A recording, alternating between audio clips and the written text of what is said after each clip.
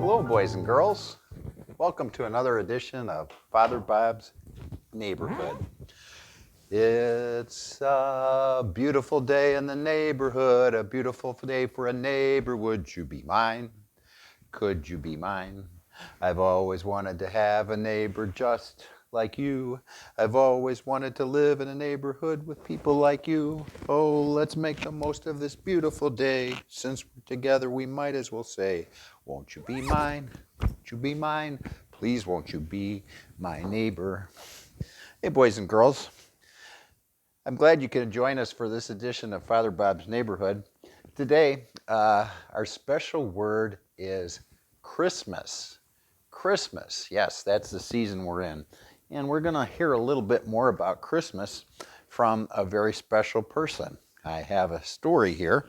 You obviously probably have heard of the big man with the red suit, Santa Claus. Well, we're going to hear about his favorite Christmas story today. So here goes. As soon as I get my shoes tied here, my comfortable shoes. Okay, here we go. Okay, so the book I'd like to share with you today is called Santa's Favorite Story. I think I'll put my glasses on so I can see the words. Santa's Favorite Story. Here we go. Can hardly wait. One cold day in December, a fox was walking in the forest. As he looked at the snowy trees, he remembered that it would soon be Christmas. Then he heard something. He sniffed the air and looked around. There's the fox walking in the forest. He hears something. I see something over there. What could that be? Maybe you know. There, fast asleep against the tree, was Santa Claus. He was snoring. Oh my goodness, thought the fox. Santa Claus has come early this year. I'd better go and tell everyone he's here. So he hurried off to tell the other animals that lived in the forest. There's the fox who found Santa Claus sleeping by the tree. And when they heard the news, the animals hopped and ran and scampered and flew to the tree. A squirrel chattered excitedly, and Santa Claus slowly stretched, yawned, and then opened his eyes to see the faces of a dozen little creatures. Why are you here? They asked him. Is Christmas going to be early this year? Asked the fox. Well, I'm sorry if I worried you, my friend, said Santa. I went for a long hike this morning to get in shape for Christmas Eve, but I guess I walked until I got too tired. Maybe all those heavy presents will be too much for me to deliver this year. The animals looked alarmed. Does that mean there won't be a Christmas anymore? Asked the fox. No, no, no, said Santa in a kindly voice. Christmas is about much more than me. Sit down and I'll tell you all the story of the first Christmas. There's Santa with his captive audience, all his animal friends. I even see a reindeer there. See?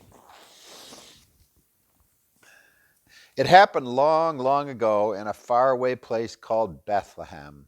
Some shepherds were watching over their sheep in the fields outside the town. It was very quiet and still. There we have Bethlehem. I've been to Bethlehem, and it does kind of look like that. Suddenly, a beautiful bright star appeared in the sky. The shepherds heard a voice saying, "Do not be afraid. I have good news for all of you. Today in the town of Bethlehem, the Christ child has been born.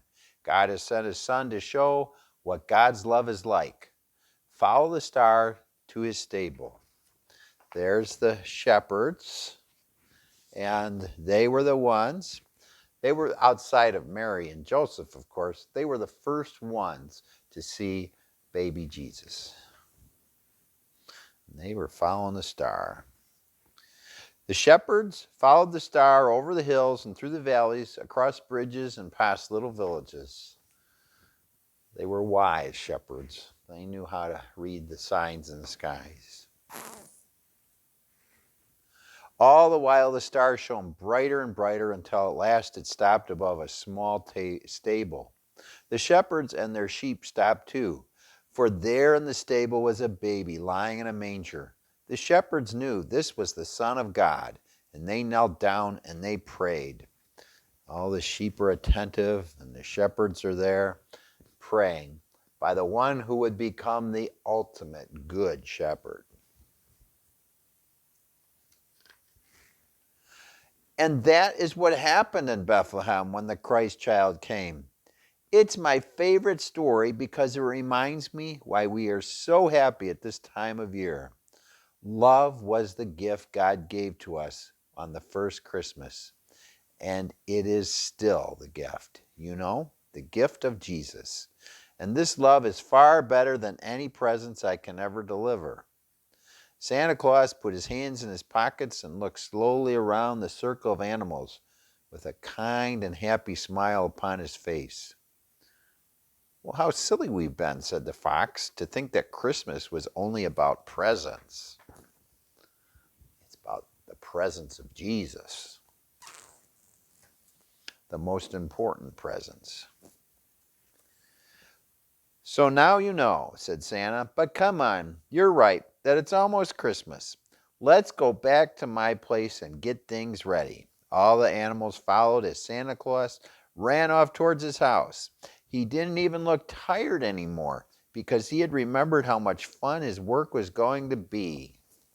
He enjoyed giving to others because he enjoyed making them happy, and he still does.